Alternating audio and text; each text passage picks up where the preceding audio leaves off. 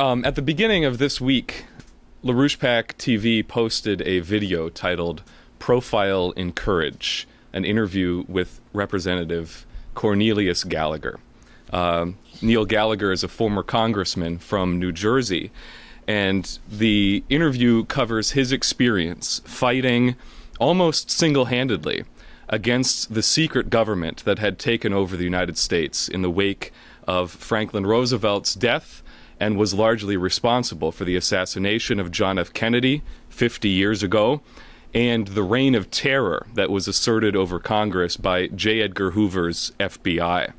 And you emphasize that Congressman Gallagher is a hero of this nation, a great servant who should be honored for what he did, and be given the justice that he deserves, that he's been denied, for the courage that he had to fight when many others had failed for reasons of cowardice or moral corruption.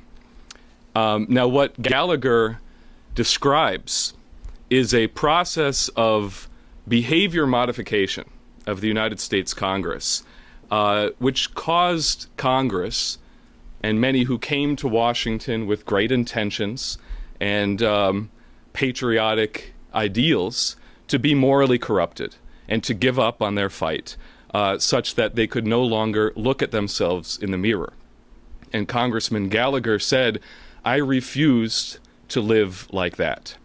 So this behavior modification, which he described then, which was imposed through blackmail, through intimidation, through slander, and even assassination, both threatened and actual, persists to this day.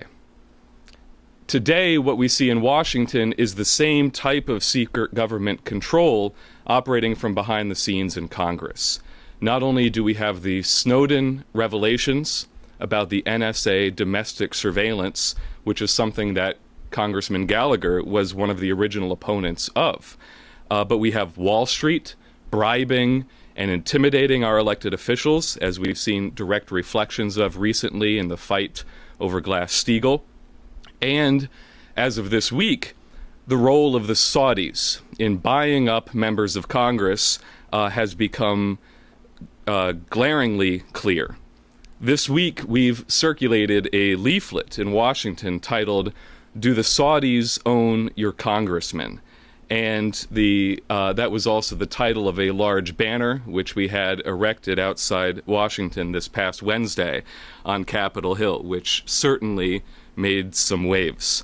And several news stories have been published, including in the Wall Street Journal, about the role of Prince Bandar in funneling massive amounts of cash into the pockets of several key members of the Senate and the House, with intelligence expert Wayne Madsen even speculating that perhaps this cash originated from the money that was accrued through the Saudi BAE slush fund under the auspices of Al Yamama, which was also the money that was involved in financing the attacks of 9/11. Now, what we've done in this past week is to crack this Saudi apparatus wide open. Last week, Congressman Walter Jones issued a press release in which he announced that he actually had the opportunity to read the secret classified 28 pages of the original 9/11 Commission report, which reportedly deal with the Saudi role in coordinating and financing the support network behind the attacks of 9/11.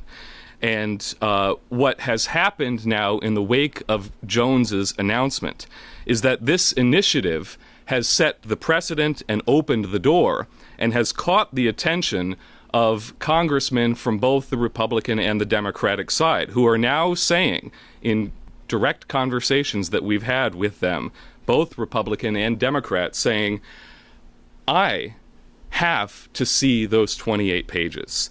If Jones has seen them, then I have to follow in his footsteps and use my clearance to do the same.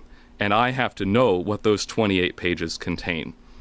So my question is, in taking on this secret government apparatus, which is the expression of the Anglo-Dutch oligarchical system inside the United States, what lessons must members of Congress learn from the experience of both Congressman Gallagher and yourself.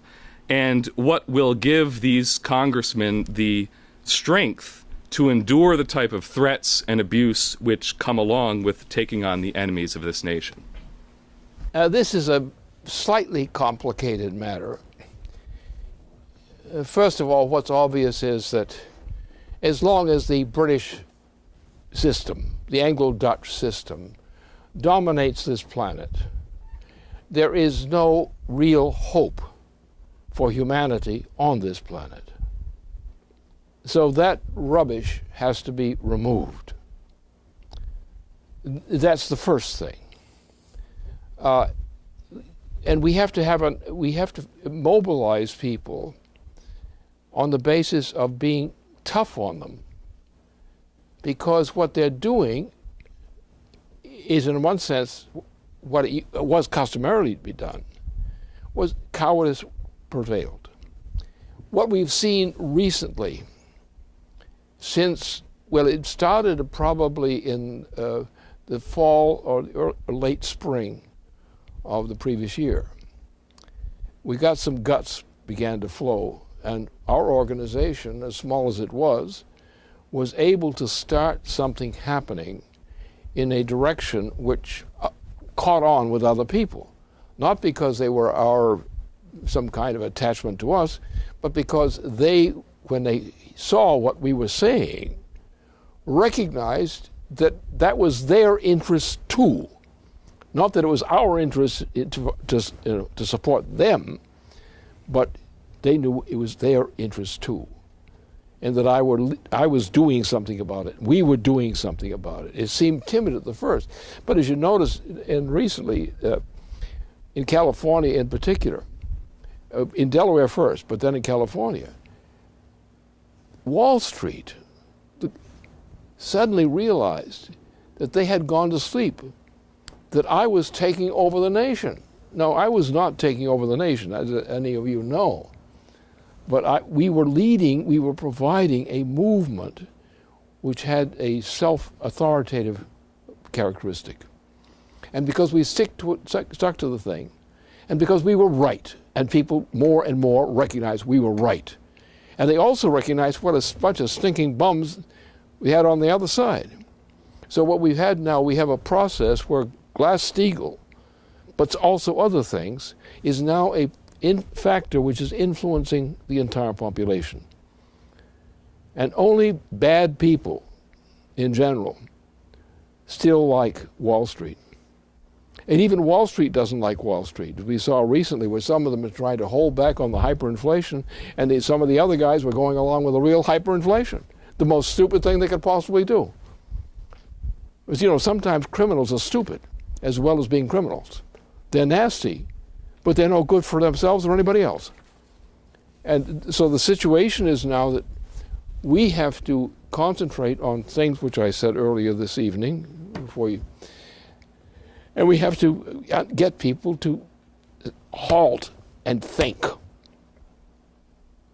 Realize that Jupiter is not the problem. Saturn is not the problem. Though we think there's some Saturnalia going on in London, but that's another matter. But this is the thing we have to base on. We have to realize what I said earlier.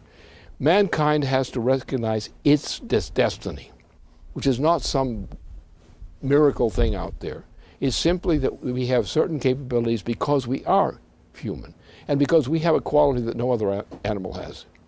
Mankind is the only species that is capable of forecasting the future. Therefore, we have the greatest power that you can imagine by being human beings. The greatest power inside the solar system is the creativity of mankind. And that's what we must base ourselves on. That's what Gallagher was doing, the same thing. He was saying, take the good things and make the good things in life your weapons for better. And so we simply have to understand that you have no right to be stupid. You have no right suck the blood of the oligarchs. You have no right. You have no right for stupidity. You have a commitment given to you by the fact that you're creative, that you have the power to know the future. So you cannot be excused for disregarding the future. And that's where we are. And we just have to hope that more people realize what I've said.